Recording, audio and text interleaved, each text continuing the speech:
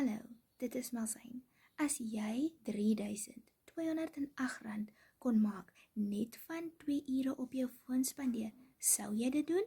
Weet jy, toe ek ook hoor van hierdie aanlyn inkomste maak, ek het gedink, nee, dis nie vir my nie, maar ek het nie eers vaardighede nodig om hierdie te kan doen nie. Ek het geen kennis gehad van aanlyn inkomste nie, van 'n digitale bemarking nie. Ek glad nie geweet nie.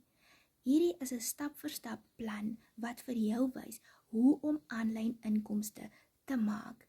En as jy net 2 kliënte het, het jy R3,208. So jy vat die $100, jy maal dit met R16,04 en jy maal dit met 2, dan kry jy R3,208.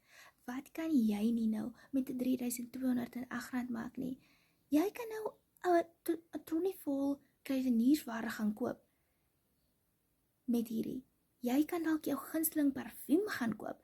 Jy kan dalk enige iets gaan doen met daai R3,208 wat jy so graag wou gedoen het, of so graag iets wou gekoop het wat jy net nie kan bekostig nie, want die geld wat jy het moet net dek vir die noodsaaklike.